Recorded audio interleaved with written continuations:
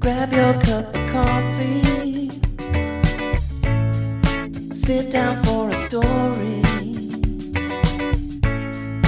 Let's all go exploring. Making it after 40. Making it after 40. Making it after 40.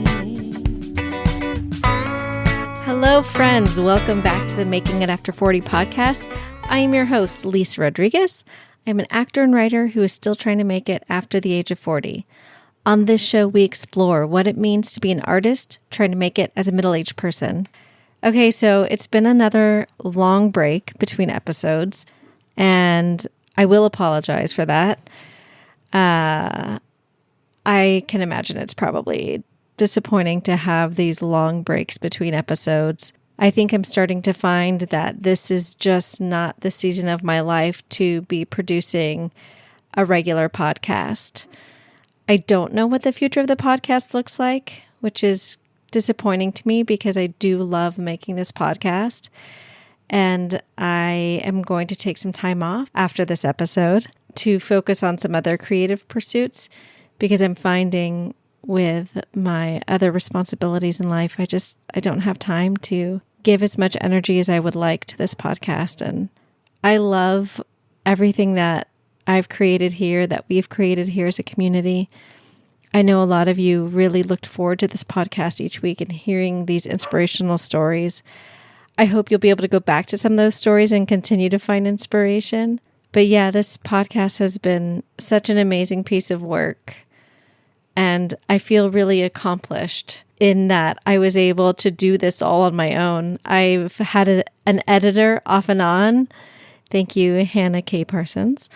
She's incredible. And she helped me get through this period where I just didn't have the time to give to it that I needed in order to have a consistent release. So yeah, I'm going to take a little break. I'd like to say that I'll start releasing episodes in the winter, but I can't promise that. But in the meantime, all the episodes will still be living on your favorite podcast platform. And today, I have an incredible episode.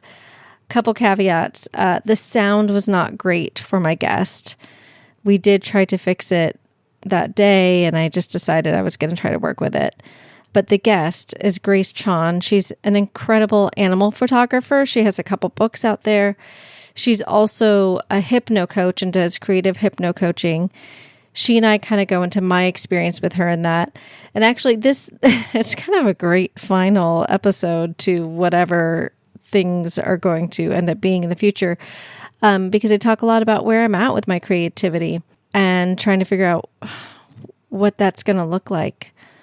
Yeah, there are so many unknowns. I wish I had more to share with you guys. But what I do know is that I am committing to myself that I'm going to start taking voice lessons again. I have a song that I really want to nail because I know I'm capable of it. And I think that's the next step that my creative soul really needs. And I really hope that I do get to come back to the podcast. I just don't know what that's going to look like.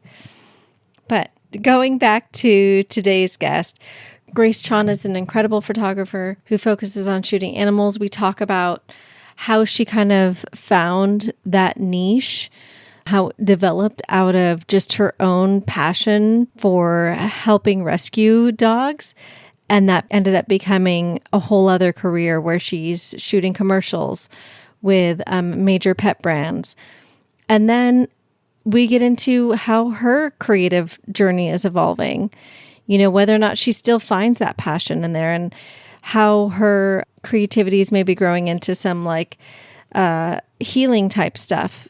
Again, you'll hear it all. We do get a little woo-woo. We get a little vulnerable. So I hope you all appreciate it. And thank you everyone for listening to this podcast. I don't think this is the end, but I think you can count on me taking a break for 3 to 4 to 6 months. I don't know. I guess we'll see. But until then, please enjoy this conversation with me and Grace.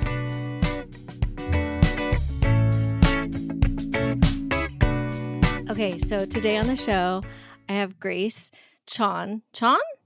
Am I saying? Okay. I don't know why. Every time I say people's last names, I'm always so paranoid that I'm getting it wrong. I don't know what that comes from. But yeah, anyway. So hi, Grace. Grace is a photographer specifically working with animals. That's her specialty.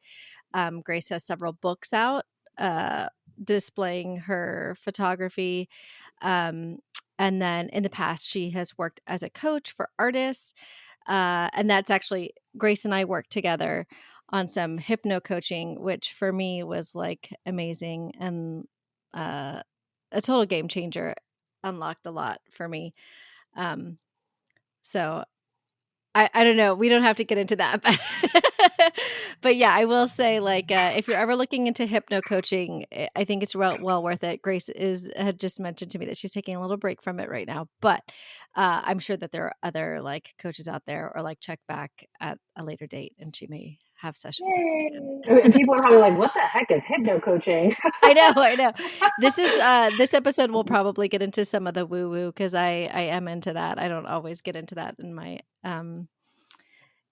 on the podcast, but I think it's also like, I know some people are like, oh, hypnosis, that's scary or whatever, or it's like super woo woo. But I also think it's like, I don't know, the idea of like hypnosis in your subconscious, that's kind of like basic kind of psychology and science. It's not really like some sort of weird out there thing.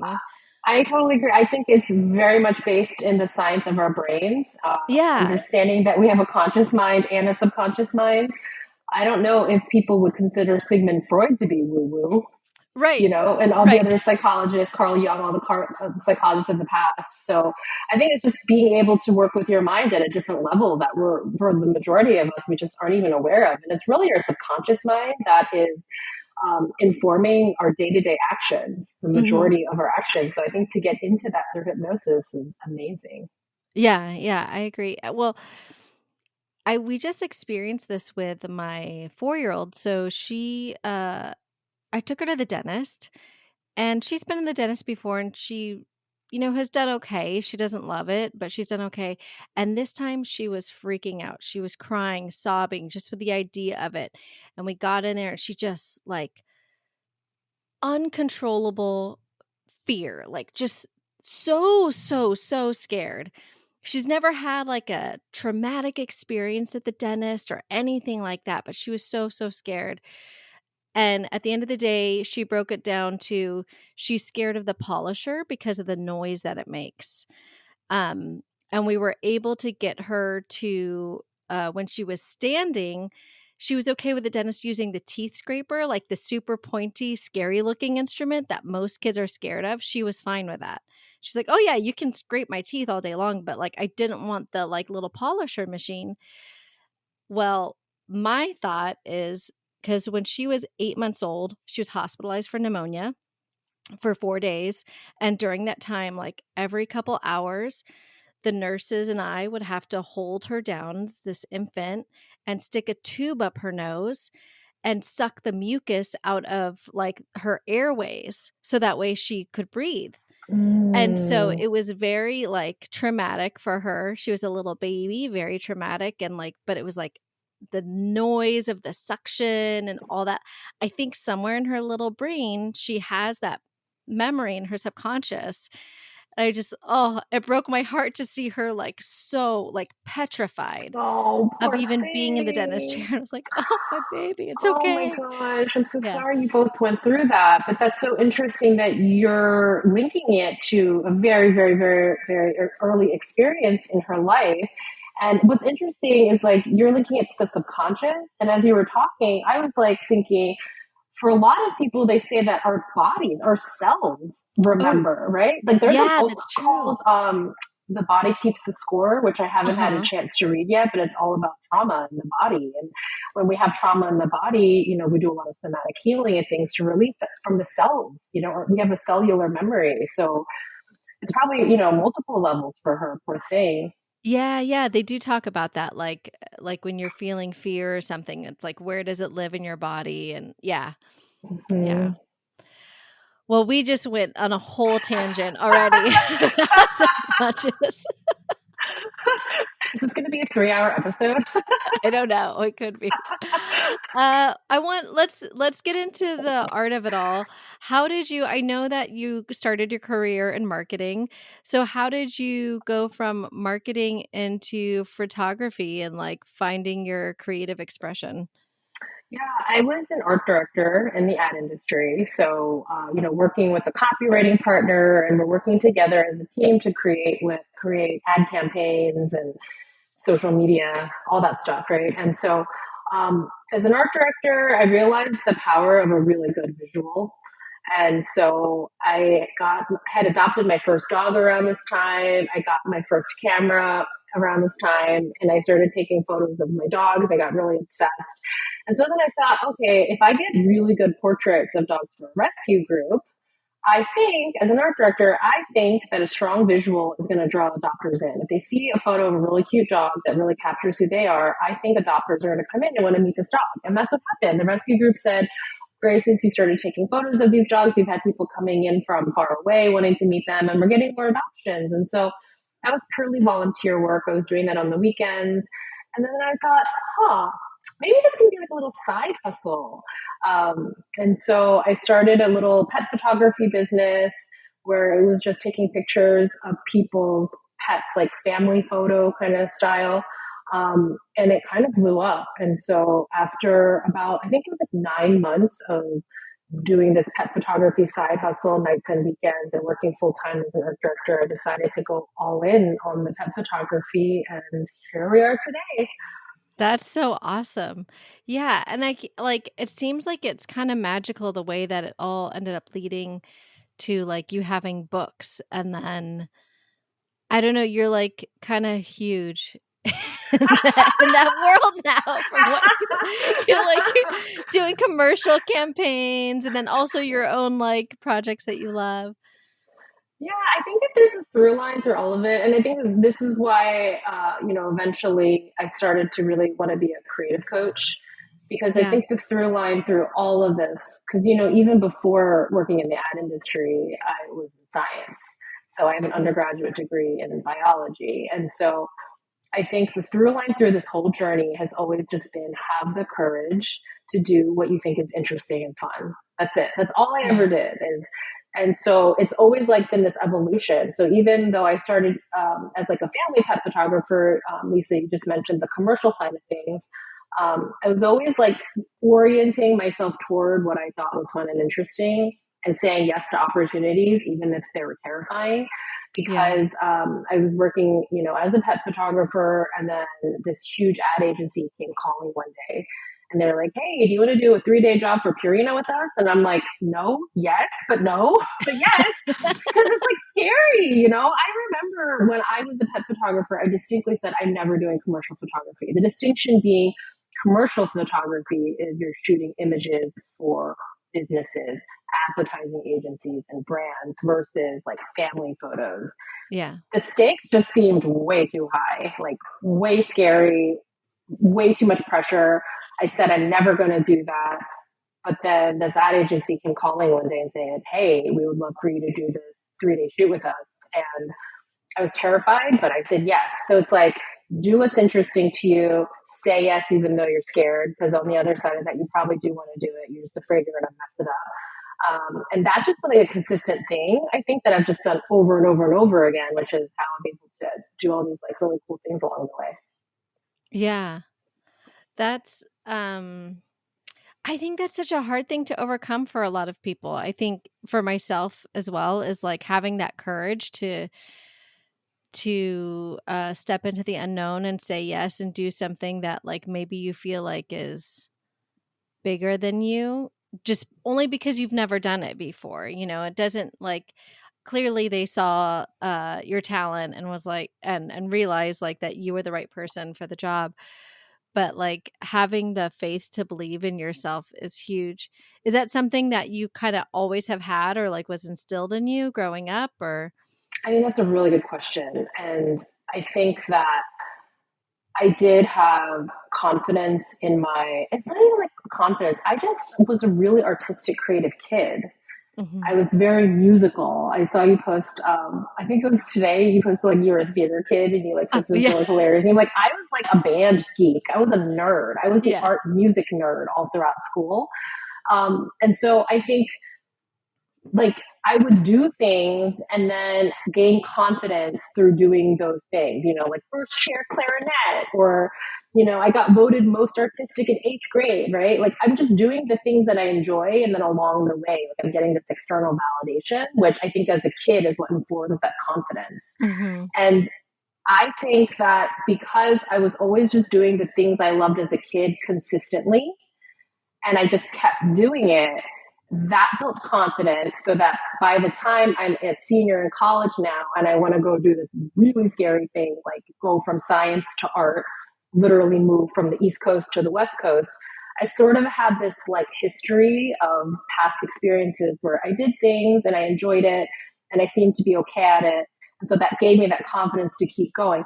And I also think that's why this is my journey as a creative coach, because I understand that this is extremely hard for a lot of people. And what I want Yeah. people to understand is that since childhood, I've had a history of doing this, right? So since my early 20s, I've been developing the skill of doing things that seem very scary.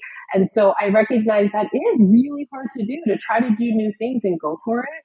And that's why I'm like, here, take some of my fire, take some of my energy, take some of my cheerleading and my belief, because I know you can do it too. Yeah. Yeah. I'll say I benefited from that in our sessions. There is a certain amount of like, getting to be in your care. It's like you're in your energetic care while you're doing the coaching. And not to say that I'm like sucking all your energy, but like you're giving some of your energy and giving some of your drive during the time when you're being coached, and it really benefited me. And so the challenge has been keeping that going on my own. And for the most part, I can. And, because you give the hypno sessions, I can always that's a great way for me to tap back into that for myself. Because I'll, you talk about you can give some of that fire and give some of that drive. But at the end of the day, when you're partnering with someone in this way, ultimately it's and all healers will say this, well, you're doing the work, you're I'm just facilitating, but it's really your energy and it's your work. So it helps me to tap back into that energy that I have for myself. And I will say that as things have been so busy with work, the last few weeks have been pretty challenging for me emotionally, mentally, spiritually, creatively. It's you start to, I feel like I'm forgetting that. And so I need to make time to go back to those hypno sessions to tap back into that confidence and that strength. Yeah. Well, first I just want to say that really as the coach, what I'm doing is I'm being your mirror. I am just reflecting you. Mm. And so whatever energy you're picking up on from me, I really think it's you. And I'm just reflecting that. So first, I also want to say you are really an ideal client because you're so incredible in every way, from your drive, your passion, your creativity, and your willingness to get uncomfortable and do the work. You're just such an amazing client. And so Oh. I just and I feel like every time I got to be with you, I was just reflecting that back to you and just helping you remember all of that, Aw. everything I just said, right? And so, Thanks. like you just said so beautifully, I am just a guide to help you remember that and get back in touch with that. My belief is that you can remember that. And so all I need is I have a lot of passion to help someone like you now who's in my container to remember that and to tap into that. And so now when you are going through these hard times, what I would love for my client to walk away with is to have a toolkit. So you're talking about the hypnosis and just, we talk a lot about, let's remember this energy. You're feeling this frequency. Just lock that in, remember that so you can go back to that. Remember what it feels like to be confident in your body from head to toe, whatever that is. So I'm sorry to hear you've been struggling. It's been a really hard time on the planet for a lot of us. Yeah. It's been weird. Yeah, everything has been really weird, and I felt like I was in such a good mode. It's funny because I was talking to my husband about it last night, and it's like, yeah, when I first started the job, I felt like I was very confident that this is where I needed to be, and I'm doing the things that I need to do. And right now, everything feels so challenging. It's like I've lost my vision of what the path is, and I feel like I can't see where I'm going. And that's when I start to get, I don't know if it's like the planner in me, where if I feel like I can't see where I'm going, I start to like lose confidence and I start to doubt Mm, myself and doubt my decisions. So that's where I know I need to like tap back into that toolbox. Even just the breathing. For me, the breath work was like so huge and gave me the fastest results. So even sometimes, like because I've been struggling and feeling so emotional lately when I'm driving to work as I'm getting closer to my job, I start like breathing and like mm. taking purposeful breaths and doing that in the car and like trying to reground and center and yeah. I And I love think that. that's Oh my gosh. I remember even during our sessions, you would tell me that really helped, and you'd be in traffic and you'd be doing these little breathing Mm. exercises that I would tell you to do. And you're like, it's Oh, helping. I'm that's just like right. sitting in traffic and it's helpful. And you know what's so interesting too, Lisa, is that I was being very intuitively guided in giving you these specific breathing techniques. I don't even Mhm. want to call it breath work because it's not breath work. Breath work Mm. is when you are altering your breathing pattern to get into a different state of consciousness. And Oh, that's okay. not what this was. And I only make that distinction because a lot of people call it breath work. And what I have come to realize now, because I found my own mentor that I've been working with who's sort of been helping me understand sort of what I've been doing without understanding what I've been doing. All that to say, I think with this breath that I was doing with you was helping you move energy blocks. Mm. So coupling it with the thought and then breathing into certain spaces and being really intentional about the inhale and the exhale. I think what that's doing is allowing somebody to use their own life force energy to breathe into areas of the body where the energy is stuck.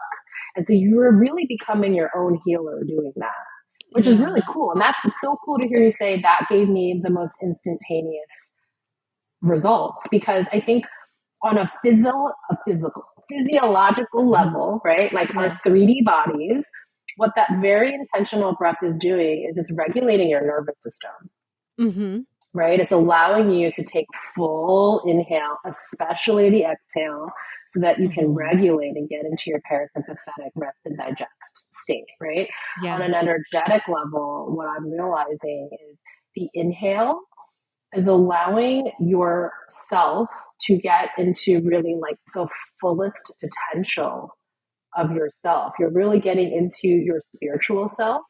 And that Mm. exhale is grounding that energy down and bringing it down into your physical self. Does Mm. that make sense? Yeah, Yeah. that does make sense. Yeah, because I think especially when we were doing our work and for a long time, after I have felt much more connected to that spiritual self and feeling like I don't know, just feeling like I moved through the world differently. That's And amazing. it's been good. I just like got to get back to it. Yeah. I mean, it's so funny because it's like when we're at our most stressed and chaotic is when it'll help us the most and like we forget. Which I'm the same, Yeah. raising my hand over here. Yeah, yeah, we I'm the all do same. it, right? Yeah, we all do. Yeah. You know, there was something that you uh, said earlier that I wanted to go back to. You were talking about getting uncomfortable, and like my big kick lately is, but I'm using the Libby app to listen to all these books that I've been like dying to listen to, and then I finally realized like, oh yeah, I don't have to like because I for a while I was like, oh, I don't want to have to buy all these audiobooks. I don't want to spend the money. Oh, And then I was like, oh yeah, the library, I can probably just like borrow the audiobook from the library for free. So I'm using the Libby app to listen to all these books. And I was listening to Adam Grant's book, Hidden Potential. I love And that book. it's so good. I'm like halfway through it. That is an excellent book. Me too. Oh my gosh, I'm halfway through it and he's talking about how like a lot of people the way that they find their hidden potential and tap into that success is by being okay with being uncomfortable. And specifically, it's like literally, I have said this so many times to people. I've been doing Duolingo since the start of the pandemic. Every night I have like a 1,400-day streak or something like that. Oh my Yeah. God, that's incredible. Oh my God. Yeah.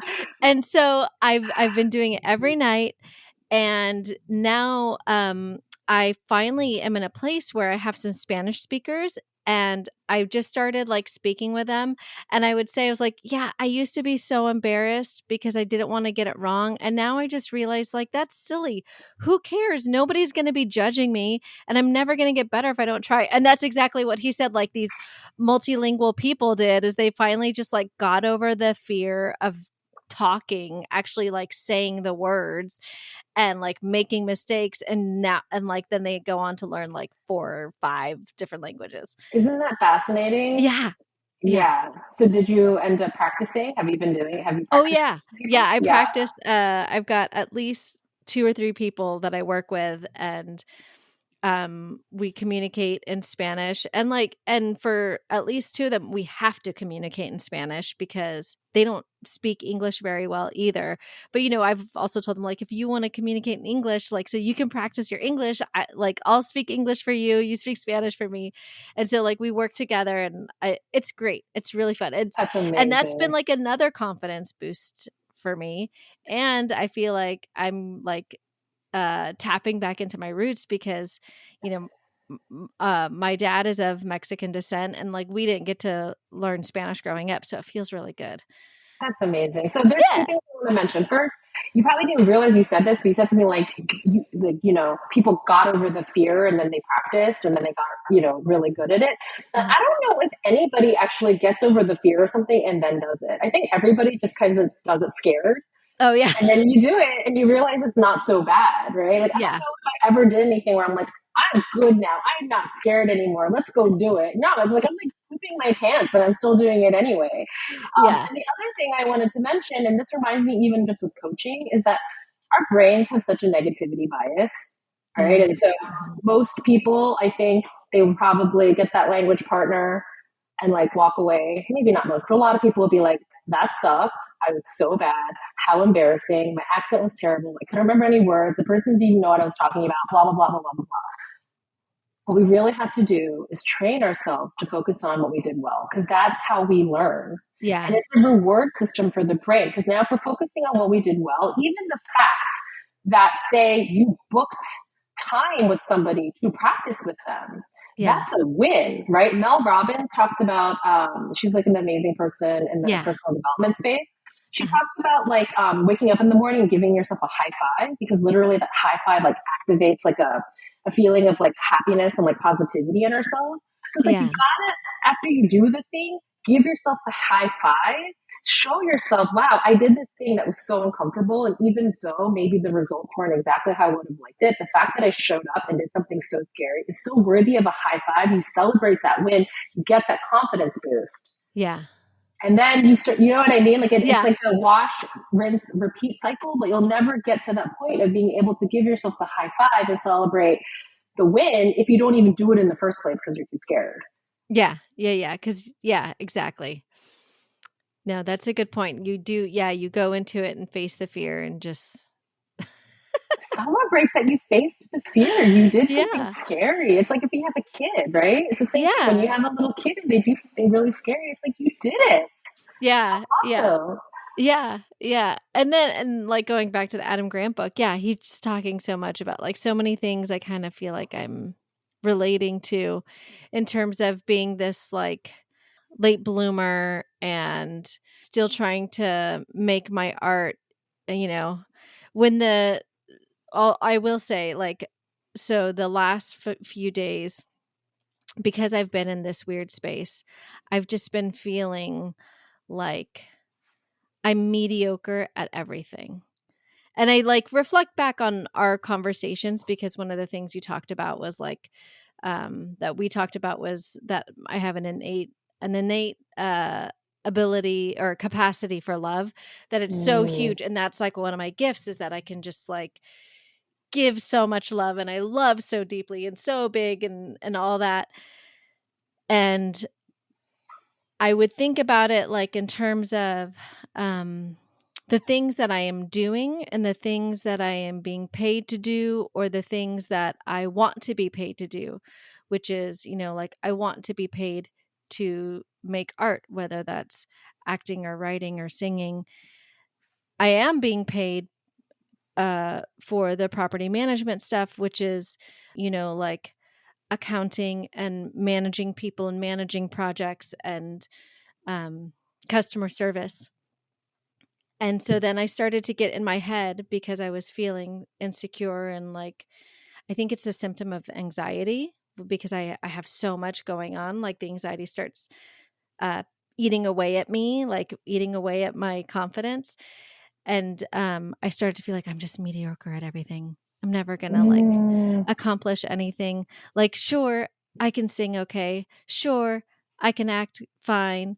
Sure, I'm a decent property manager, but I'm never going to be the star. I'm never going to like get paid for like, singing at a concert. I'm never going to be the executive director of this, major real estate thing. And I started to really like, it just really started to eat away at me. Listening now, yes, this was the point, was that I started Adam Grant's book yesterday or 2 days ago. And like hearing the hidden potential was kind of like, yeah, you're being way too hard on yourself. Like this is part of the practice and you just have to keep doing it. And just because like it hasn't, you don't know what the end game is going to be. And it's not necessarily going to be what you expected it to be. And I think he even says specifically, there was like a sentence where he said, for most of these people who have the hidden potential and they come into their talent later, it just doesn't look like the way that they thought it would.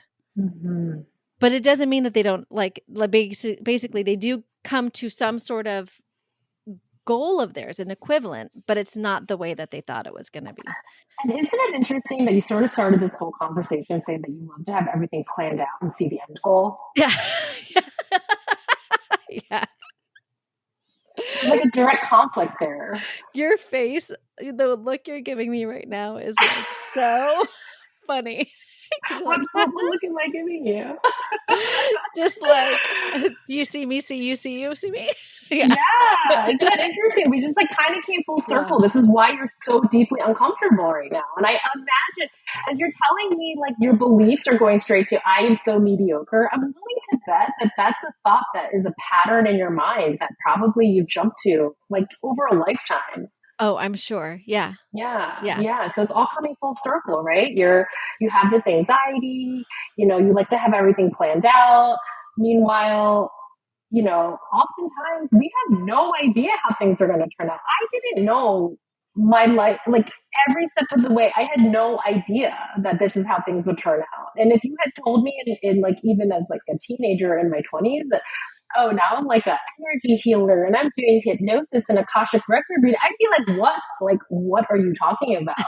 Yeah. I found my hidden potential. I never thought I'd be a coach in a million gajillion years. I thought it was the most cliche thing, like so embarrassing. I never thought I could like read energy, do all this stuff. You know what I'm saying? Like I didn't know. I had no plan for it. And so I think it's so interesting that, you're reading this book now and you're saying, I like to have everything planned out, and you still got your whole life ahead of you. You have no idea what's in store for you.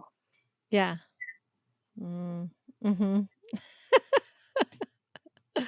But I'm a Virgo. I have to have it planned out. I think like it's the human, I was saying like we have a spiritual self and we have a human self. Yeah. And that human self, that brain, boy, do we love to have everything planned out because it gives us safety. It gives us predictability. Mm-hmm. Yeah, I get it. But the trust and surrender is probably the hardest part of this journey. I think that's the hardest part sometimes. I definitely, like I would say when we were working together, like just before we started working together, I was in that place where I was like, I'm just surrendering to this. I'm just trusting it. I was like really in that space. And now I'm just like struggling to get back to it, to let go again. But maybe that's the medicine. Yeah. Yeah. Or like accepting that it's okay that I'm going to like scramble and struggle for a That's little while and it'll sort out. That's exactly it. It's just because you reach a certain point, right? It's like Mhm. there's this analogy of like a spiral staircase, right? Where you're Okay. always moving up, but sometimes it feels like you're going back, you're regressing, And it's just life is always just ups and downs, it's waves, it's peaks, it's valleys. It's never just like one linear straight line up toward amazing success of everything you wanted. And so it's like, how do you support yourself when you're in a valley? How do you talk to yourself when you're in a valley? How do you still love the things that you're doing and creating when you're in a valley? Like the fact that we're recording this podcast on a Thursday, almost 8 o'clock, that shows immense commitment. Yeah. It's awesome. Yeah. Yeah. I'm yeah, it's hard. It's not always easy though. Like sometimes it's like, especially with the way things have been going, I haven't felt like I wanted to like keep going. But Yeah. And it's um okay if you need to take. I had to take oh gosh, talk about trust and surrender. I mean, last May, I have a podcast as well for your listener. And last May, I had to make the choice to go on hiatus again for the second time because of everything going on in my personal life with my mhm. kids. I did not realize it'd be an almost year hiatus. Here we are, April, it's almost May, and I still haven't come back. And Yeah. then here I am building this incredible coaching practice. I get to meet incredible people like you. I'm tapping into my own hidden potential and gifts that I didn't know I had. Yeah. And I literally had to shut the doors, Yeah. could not take any more clients. And I think because I have been on this path long enough now, I know that when I reach these valleys and they really suck, I know that it's not forever. Yeah. It's temporary. It's part of whatever, like you said, it's just the medicine right now. It's like, what are you learning and taking away from this point now? Because for me, it's like, well, I know I can't miss. My success is inevitable, just like yours, but that doesn't Mm. mean that it's always a linear straight line up to success and happiness. There's going to be peaks and there's going to be valleys. And I like to tell my kids all the time, when you're in really hard times and you're in pain, remember it's temporary.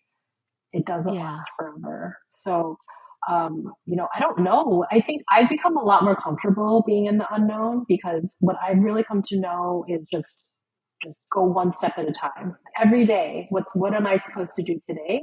And Mhm. that's about as far ahead I try to look. I mean, I have things on my plate that I have to do, like very far out deadlines for things. But I even started like putting like a to-do list of like the most immediate things, like taxes, uh, make this doctor appointment. I have this photo shoot, and just like try to get through it from like day to day to day because our brains are going to want to jump ahead and try to see this big whole picture.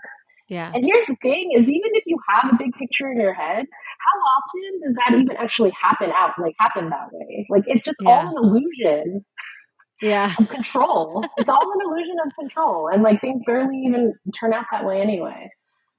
Yeah. Yeah, I don't know, I feel like I love it when we talk like this. I mean, even when we had our sessions, um, there's a way that I feel like I connect with you where I sometimes feel like I know what you're gonna say, or like I jump ahead, like you're giving me a lesson, but then it's all of a sudden like, oh no, I know what then the lesson is. Like it jumps into my head almost. And when you were talking just now, um, the thought that came to me, you were talking about, like when you're hunkering down and like you're in that place where it's kind of you need to shut the doors and whatever, and there's so much unknown. Like the thought that came to me was like, but it's exciting because like on the other side is going to be something really cool and magical, and you just don't even know what it is yet, but it's going to be there when you come out. That's such a beautiful thought. I don't know. Yeah, I don't know. I don't know why that feels like the truth, but that feels like the truth. It is the truth. And that is so beautiful that excuse me, I have a little cough, but that is so Yeah. beautiful that you came to that awareness. See, this is Yeah. why I loved working with you. Yeah. I'm not even joking, but I'm like, you're like my ideal client because you have such a great awareness and your ability to connect dots and see these patterns and get the higher level understanding of things. So I know that, things are hard and we're human. So it's okay to lean into those feelings you're having, right? Yeah. But I think the trouble happens because this happens for all of us in this creative path. That's the thing, and this is why I really wanted to start my podcast and get into coaching, is because Mm-hmm. this creative path is very unpredictable and unknown. Mm-hmm. We're all just dancing in the dark, and the thing that gets us through is like our own inner strength, our own inner awareness, our own inner knowing. And you have all of that and more. Your success is inevitable. And as you're talking, so much of what you were saying, I think this is like interesting too, is like a lot of external validation to help you find your internal validation. Mm-hmm. And I would start inside first because, like Yeah. you touched upon this. Like I said, all these wonderful, amazing things about you. They're all true. I'm not saying it just to say it. Like you are so special and incredible, and it's like you have to be able to like really see that and feel that for yourself. Mm-hmm. This is an example I have. When I first started my pet photography business, I really was so confused. like, I'm like, am I making the right choice? Should I stay in advertising? Like, am I crazy and stupid? You know, like, Yeah. what am I doing? And I felt like getting a book deal would be like the thing that would quell all these questioning of Yeah. myself and my decision making. Like, no, Grace, you did the right thing because you got a book deal from a publisher in New York, and not everybody can do that, but you did it, so you're Yeah. good enough. This book is going to show the world you're good enough and you made the right choice. I don't think at the time I realized that's what I was doing, but in hindsight, I can see so clearly, subconsciously, that's what this book was doing for me. And I did not get a book deal. I got a literary agent. She shopped this book all around New York. This was like in 2010, let's say. And Uh-huh. all she heard back was the photos are great, but we don't want to do a dog book. Sorry. And so I had to let it go. And all I did was just keep doing the best work that I could consistently, kept doing work that spoke to me, that I was proud of, that I really liked. And then fast forward to 2016, an editor of a publishing company in New York, did not know who she was. I did not have a literary agent. She emailed me and she said, I have been watching your work. I love your work. Pitch me any ideas. Let's do a book together. And Oh at my that point gosh. in my career, I didn't need this book to validate me because Yeah. somewhere along the way, I decided for myself, I'm good enough. My work is Yeah. good enough. I made the right choice and I believe in it. And then so by the time this book came along, this book going out in the world was not about making me feel a certain way about myself. It really was an intention of I want this book to go out into the world and have other people feel happy and uplifted when they see it. This book doesn't need to be a New York Times bestseller. I don't need all these accolades to help me feel better about myself. I already feel good about myself. So this book is really just positive intention out in the world. And so it's such a difference in intention in that creation process. Yeah. I feel that, and I can see that. Like it's funny that you say that because that is something that's kind of been on my mind lately when I think about because I've been thinking a lot about the acting stuff and like whether or not it's something that I still want to be pursuing professionally at all in whatever capacity. And the question that I've been like really sitting with and revisiting is like, well, are you doing it for you because you love it? Or are you doing it because you want to show the people in high school that you are like worth something? I still like, that's the thing that I keep like revisiting. So I think that says to me, then there's still some internal work that you have to do about like the external validation. Cause, I've read enough, had enough been involved enough in this type of work to understand that like the validation really has to come, or you have to be validated on the inside and know your worth well enough, because the external validation isn't going to do anything even once you get it. um Yeah, yeah, bingo. yeah. And so like I'm fully aware of that, and so it's like been a lot in terms of like my artistic pursuits. That's been sitting with me a lot, is like, well, what is your why? Is it truly because you want to tell stories? Is it because you're trying to show somebody that you're still worth something? So Yeah. I've been trying to like look at my own thoughts when I think about that sort of idea of success, of like being public facing and like being able to show like the world at large, like, oh yeah, look what I did. Yeah. yeah, then that's like says it's not about you, or it's not about the work, it's about the validation. Yeah, I think this idea of redefining what success means and why I think is really important. Like, what is success? Is success getting accolades from the external world? I mean, that's how the majority, I think, of people think of Right. success, Mm-hmm. right? And that if that is, and I think a lot of people get into Hollywood with that intention. And like Mm-hmm. you said, they get it, and then they're still not happy. I mean, I think there's so many people in Hollywood who are really miserable because they get that thing, but inside they still hate themselves, or it didn't fill the wound that they thought it would. And so Yeah. that's why it always goes back to the inner. The inner. What do you actually think about yourself? Do you actually think you're good enough? When I say Mm-hmm. you, I mean the general you Yeah. know, Yeah. like, Yeah. do Yeah. we think we're good enough even if we don't get the accolades and stuff? So, Mm-hmm. yeah, those are really great questions that you're asking yourself as you sort of sit through this. Yeah. I think that's an important thing for me to visit and work on right now, considering that I have this steady income and it's a good job. The people that I work with have been great. I love my boss. He's so supportive of the work that I'm doing, which is like incredible. And like, so that's why it's like crazy to me when I'm like having this anxiety and I'm still like, oh my God, I'm not good enough.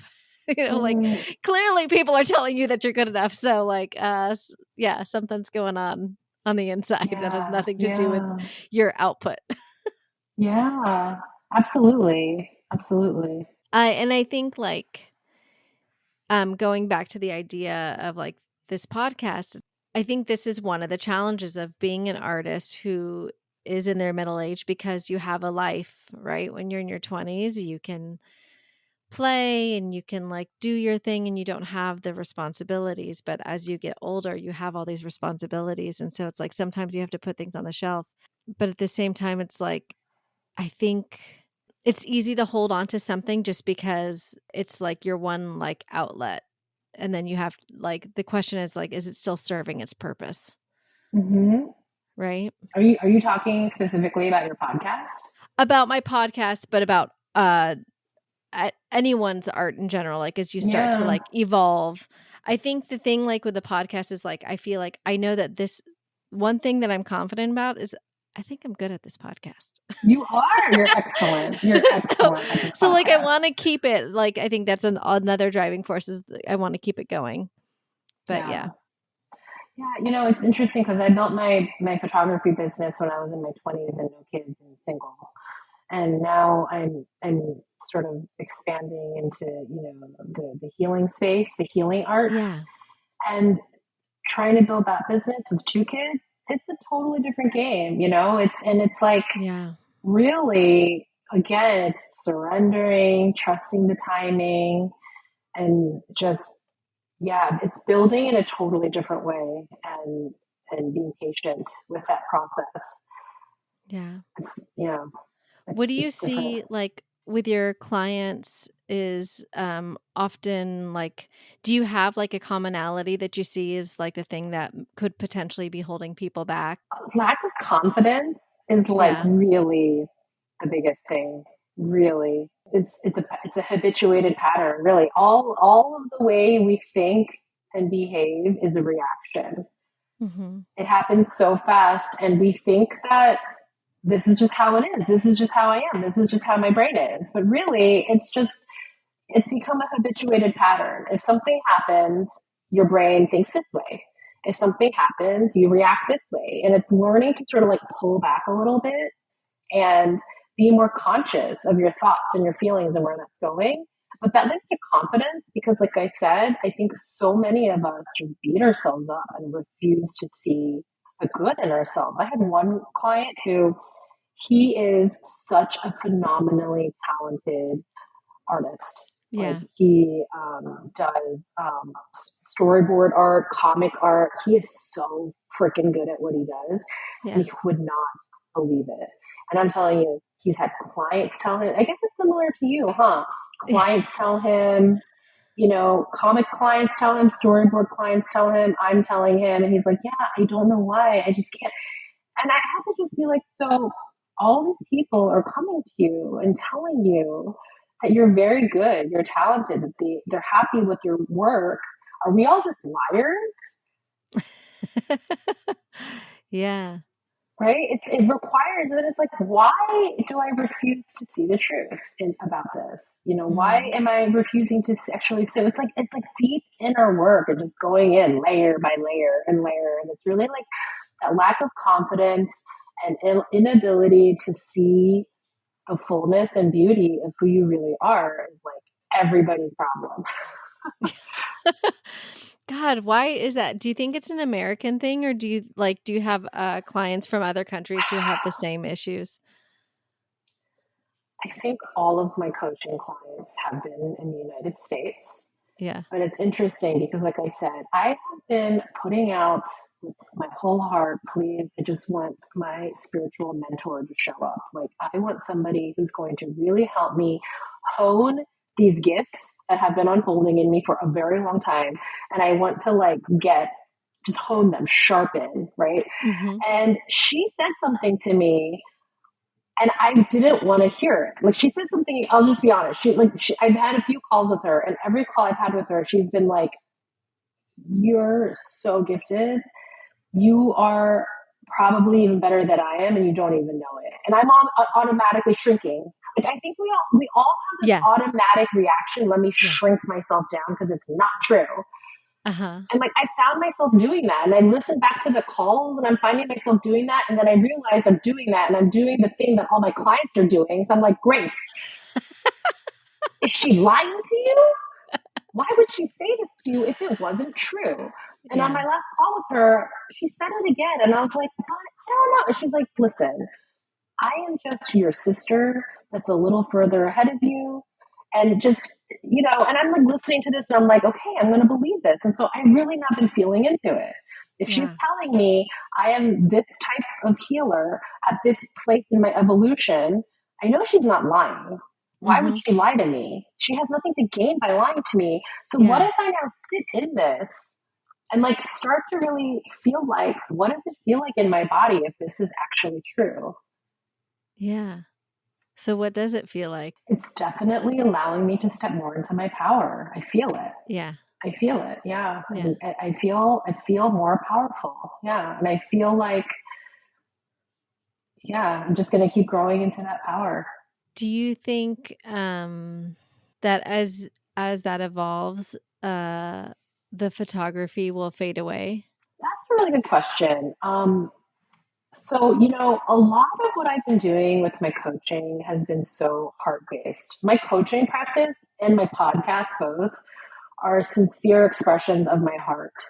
It's like, I want creatives and artists to understand how profoundly important their role is on the planet.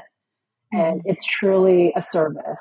I just want everyone to understand, like, we're all so important because we're adding amazing energy to the planet, and that's what the world needs, especially if you're creating with the intention of adding something better to the planet, like your podcast, Making It After 40. What a freaking amazing, powerful, important message. If every creative could understand what they're doing is adding something profoundly beautiful and necessary to the planet, like, I think we'd all feel a lot more powerful, right? And so that's like pure heart-based service. And about like a year ago, I started getting so disconnected from my photography because I started feeling like, what the heck is my photography doing? I'm just helping like these giant companies make a lot more money. The products they make aren't even that good. Dogs are getting sick eating this crappy food. Like, what am I doing? Until I started realizing this photography thing is fulfilling something on a different level. It's like, once I started seeing this is helping not these giant corporations, but this is a one-to-one service. Like, that art director I'm working with, I just had a shoot and it was her first time on set. I got to be the first photographer she's ever worked with on set. And I helped her take this thing that was just an idea in her head and turn it into something freaking beautiful and magical. Yeah. Like, to me, it is like a one-to-one service. I am in service to use my gifts of mastery and photography to help her do her job. And then she can feel good as an art director and feel confident in that way. And so when I started realizing that a year ago, everything changed. And it allowed me to start like getting back into my passion for commercial photography again. and I love it. And what's interesting is I went an entire year without a commercial photography shoot. I was doing the coaching. And Mm. for 1 year, I didn't have a photo shoot. And that's when I just kept getting more disconnected and more dispassionate. Like, what am I doing? Coaching is the thing. And then I had this shoot that allowed me to change my perspective. And Yeah. since then, it's just been gangbusters, shoot after shoot after shoot Yeah. after going one whole year without one. And when I got really connected to my why and my intention, why am I doing this? It changed. Something changed. Mm. Did anything I was doing externally in the world change? Was I marketing differently? Nothing No. changed. The only thing that changed was my heart, my mindset, getting really clear on my intention. So, to answer your question, that was like a really long way to say, I think I'll keep doing photography for as long as that why is there, that passion is there. And I Yeah. think it's a really physically demanding job. At Mm. 43, I don't Yeah. see myself doing this when I'm 63. Yeah. So we'll see what comes first, my physical body giving out or my passion dying out. I don't know. We'll see. Yeah. Yeah. Or AI coming to take my job. I don't know which one will it be. Yeah, you never know, I right? don't know. I do think like also you have that I think what's something that's so magical about the photography that you do is connecting with the animals. We talked about this a little bit before is, like I do have a dog. I don't know, just he's there and he's a brat and he drives me crazy. So it's like my husband and I are like, we have a dog, but we're not dog people. Oh my but God, we that's hilarious. but we care about him and we're not like terrible people. We want to make sure that he's cared for and stuff like that. But like you seem to connect with the animals like in such a deep way. So it's like probably you're also doing a service for the animals because they have a nice human being who's like who's there for their best interest and not just the money. So That's so true. Thank you. Yes, no, I love animals. I love nature. And so, yeah. yeah, that's the whole other thing. It's like getting to work with animals on set and take beautiful photos of them. It's just like a dream. It's so Yeah. fun. It's Yeah, so yeah, yeah. fun. That's really cool. And then another thought that came to my mind when you were talking about how you're like, you had said that you're like coming into this new power, like a deeper understanding of like the strength that you have. It's kind of like, and so you've like closed the door to coaching right now. I do think that's because like you're like building up to that next level. Like I know Mm. like it's because you have a lot going on at home. Yes, that's true. But I think that's just the thing that like forced you to make that decision. It was something that you had to do to build up your like connection and deepen your own strength in your work and like come into this power fully. So then like Are when you you can open up the psychic? doors. No, because that's Every literally time I talk what to you, I feel like I am. I think you are. I think you are. That's literally what my mentor was telling Oh, me. She was really? Oh, that's so literally, I'm funny. like, Lisa, you're psychic.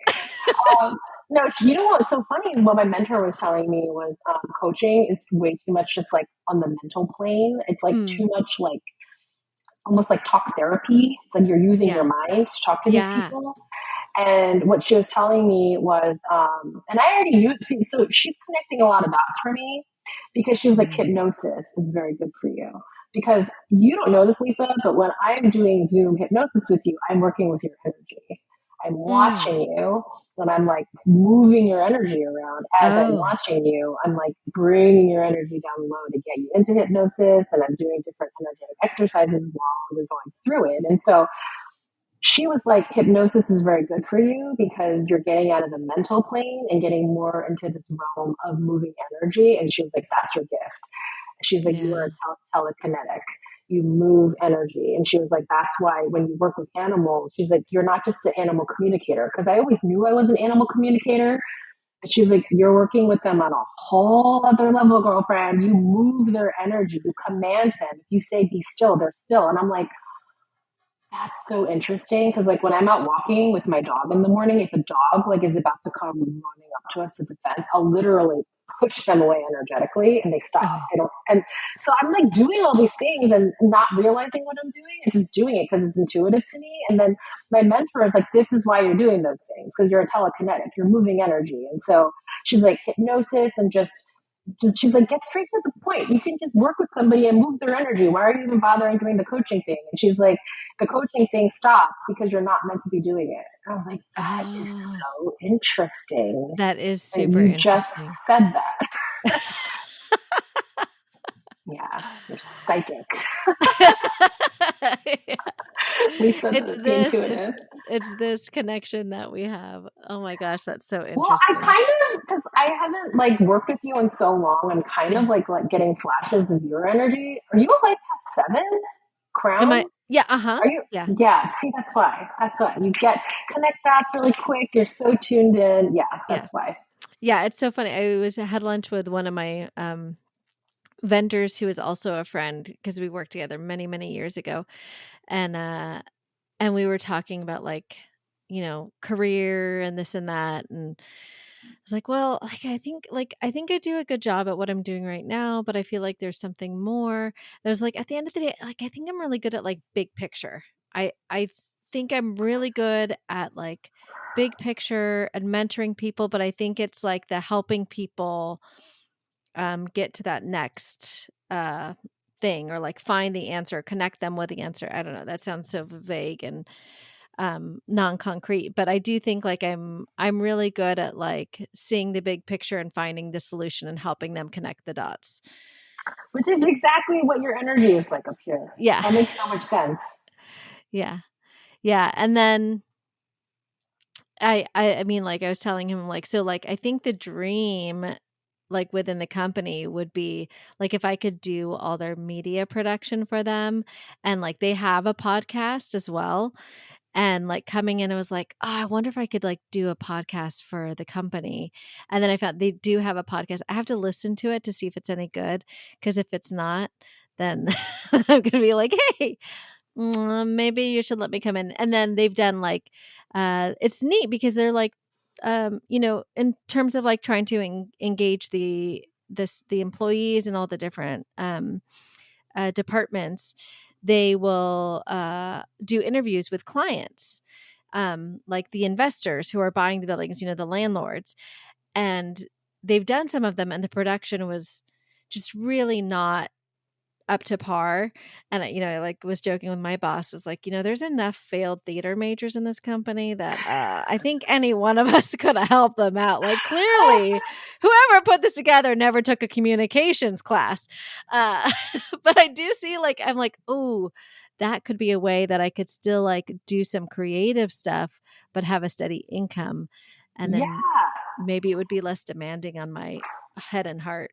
As you as you start to like think about all these potentials and possibilities, what I would encourage you to do is connect back into your heart and to your body and see what idea feels the most fun that you see Yeah. yourself doing and makes you excited to do it, because that's the way you want to go. Yeah. Yeah, ultimately, I that's it's so funny that you say that because that's the thing that I tell the like my staff and my teams is like, you know what? Like we have to spend so much time together working together. Why not make it fun? Let's just try to have fun while we'll do it, because there's so much serious stuff that we're going to have to deal with, and emergencies and pissed off people. Let's just try to have fun wherever we can, guys. Yeah, that is such a Let's beautiful not take message to tell ourselves your too team. seriously. Yes. Yes. Isn't that funny that you said that to them? So now Yeah. you can like turn that back around on yourself and see what that would look like if you Yeah. were to also do the same. Yeah. Yeah. Because everything Yeah, you that's just said about like all these potentials in your company, I'm like, ooh, that sounds super fun. I wonder of all those things, what sounds the most fun to her. yeah, yeah, yeah. I think it would be really fun to like set up these little productions or run the podcast. Yeah. Okay, so I know we're like running out of time. I do want to ask you, do you have any advice for like artists who are like trying to change their career, or like maybe people with hidden potential trying to unlock that? Yeah, I think it's so interesting because I think there's two different audiences. It's like Mhm. people who really want to make a living with what they do, and people who just need to go out and do the thing that they want to do the most. You know what I mean? And I kind of think you got to just do the thing you want to do the most and just keep pursuing it one step at a time. and see where it goes. Because I never thought buying a camera to take headshots of homeless dogs to help them get adopted as volunteer work on the weekends would turn into this. I had no idea. But here's the thing. I didn't start doing it to end up here. Yeah. I started doing it because I wanted to do it. It brought me fulfillment. It gave me joy and purpose, and I really liked doing it. I think we oftentimes like over rationalize why we do things, and that's why I think, especially if you're in your 40s or older, don't worry so much about the money. Yeah. Think more about what makes me happy, what feels good. And if you have a job while you're doing that, honestly, even better, because it really gives you the space and the freedom to get into that place of being able to really tap into following consistently that thread of what is interesting and fun for you to do. And you just follow the thread one step at a time. And as you do that, okay, now if we're going to talk into this is going to become a career, I didn't just quit my day job without a proof of concept. I did it for 9 months as a side hustle. I saw that I was getting clients. I saw that there was a need in the market. People were willing to pay for this thing. You know, I was booked out 3 months in advance. A lot of that was because I was only being able to work very limited hours on the weekends. But I thought to myself, okay, well, you know, if this is how it's going where I have a full-time job, let me just try and see what happens if I go full-time now in the photography. And I always knew I could go back to advertising if things didn't work out. So I think in your 40s or older, it's like you're not in your 20s, obviously. And so, you know, going all in on something could feel a little bit scary, right? And I think that's why I think if you have a job already and you're able to really start to develop the skill that you have to make it marketable, and it's something that the market wants, work on that, develop that, and then see if you have a proof of concept before you go all in. Yeah, I think that's good advice. But most of all, just do what you love. We only get one shot at this. We only get one shot on this planet, in this life, and in this body. And life is too short. I think a lot of people thought I was really crazy to quit my day job because it was during the Great Recession. 50% of the ad industry had been let go. It was a bloodbath. Everybody was unemployed. Meanwhile, my partner and I had just gotten raises. And I'm like, peace out. I quit. I'm going to be a pet photographer. And people are like, what are you doing? Are you what? What is a pet photographer? And I just felt like it was scarier to have the regret of having not tried at all.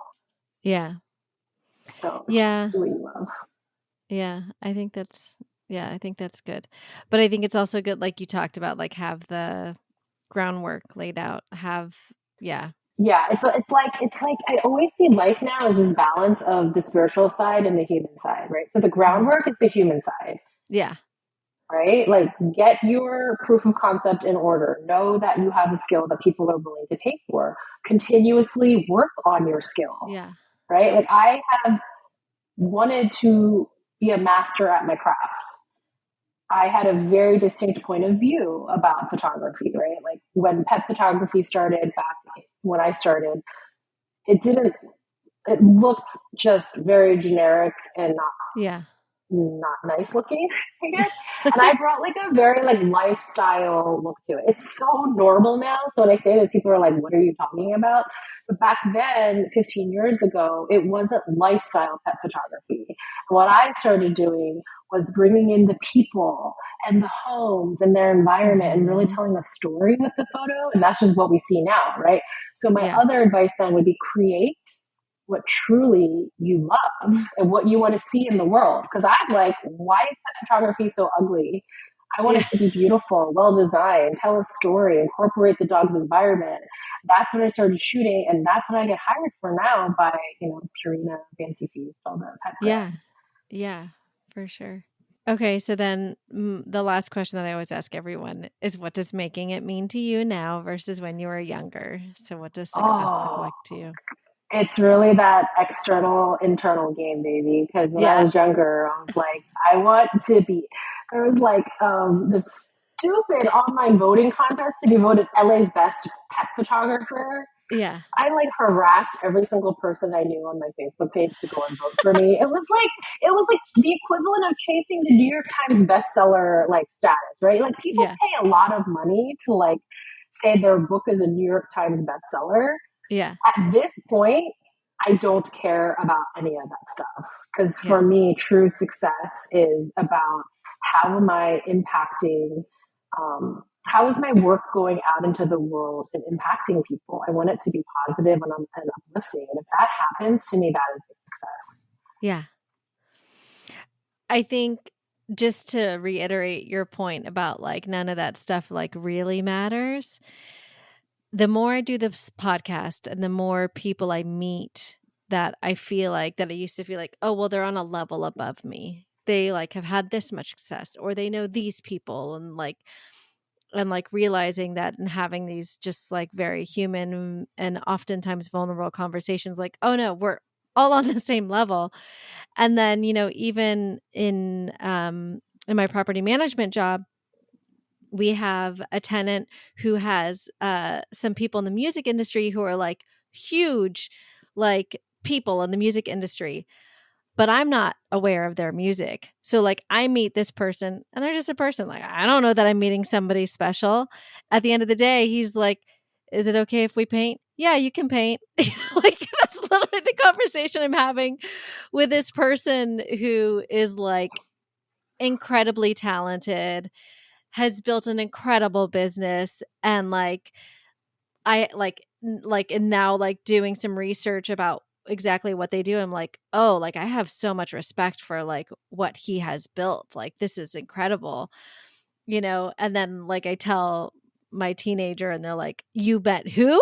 But like he's like really like done a lot for like black entrepreneurs and black businesses and like has gone to ring the bell on Wall Street and like Oh, wow. But your point is that like he's this like super huge guy, but when you're together, it's like you're there's no just another hierarchy. person. You're You're just just another another person, tenant. right? Like Yeah. because I didn't know who he was and I don't feel like I need to treat him any differently than I would treat any other tenant with respect and professionalism and like a human being. And like we're all just the same at the end of the day. And I think like, as you like climb these ladders and like people who are in the public eye or who have bestsellers, at the end of the day, like, yes, they're super talented at what they do, but at the end of the day, they're still just human. Yeah. And And you they're know what? like, yeah. This is, yes, absolutely everything you said. And as you were talking, what also came to mind is that this is what my belief is that we all have different things to fulfill on the planet. Some people are here to be seen at massively huge levels Mm-hmm. and because they're for whatever reason like their purpose is to be Oprah and to have like I just think our souls we all come in at different places in our evolution. Some people come in where it's an individual walk and some people come in at where it's more of a collective purpose and some Mm, people come in where it's a massive collective purpose like Oprah, but we're all different. yeah. And like, yeah, I just wanted to leave with that because we all have just a different soul plan when we get here. Yeah. I think that's a really good point to take away is like, you being public facing does not determine or has no like bearing on your level of success. And there's I get so many different definitions of success on this podcast.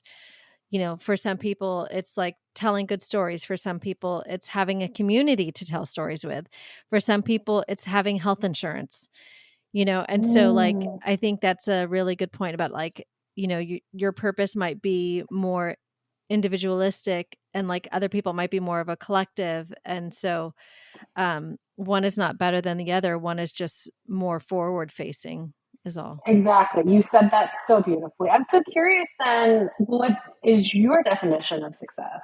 Are you still figuring that out?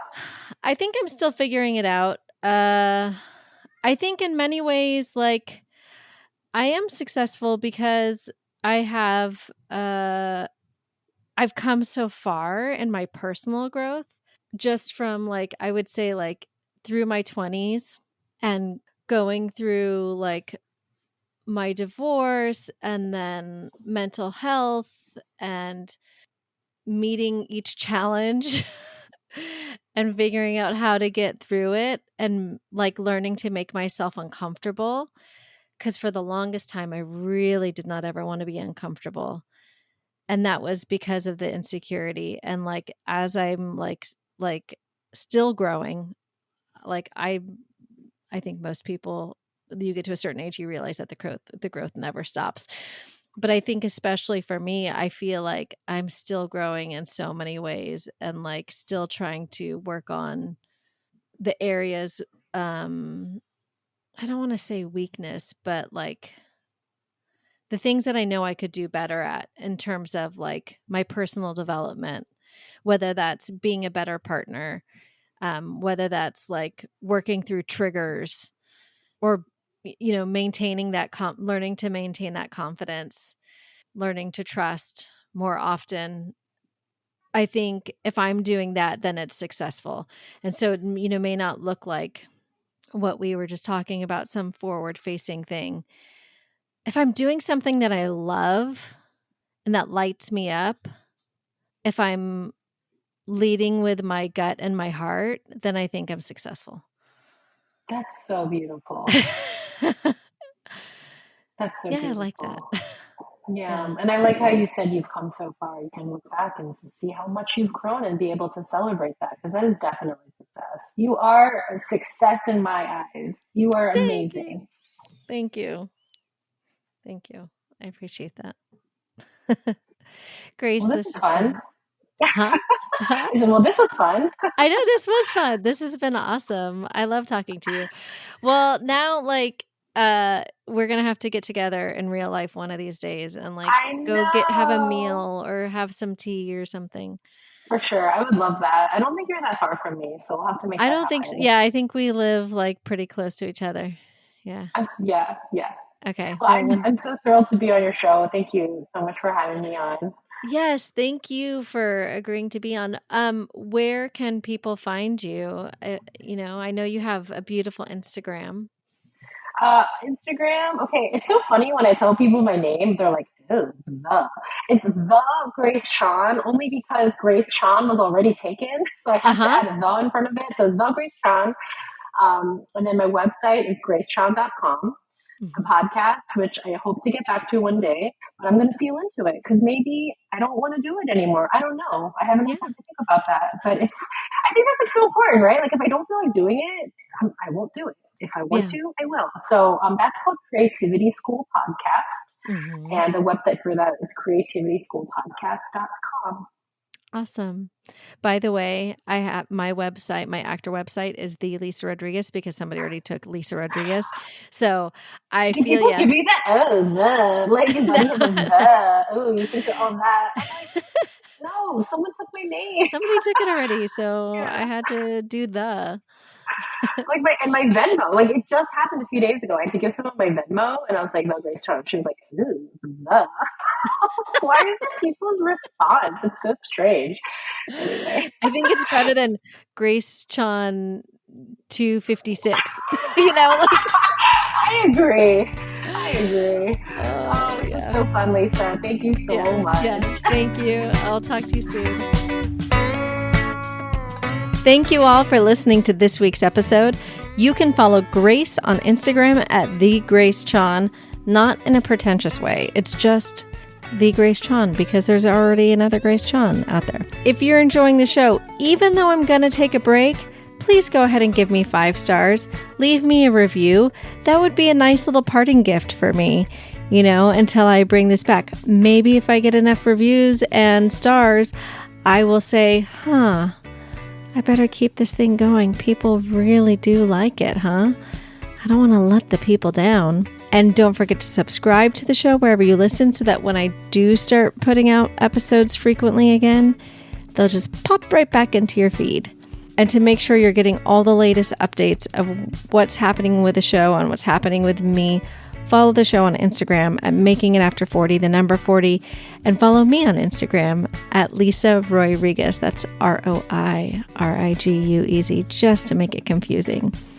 Thank you all for listening, and have an excellent week.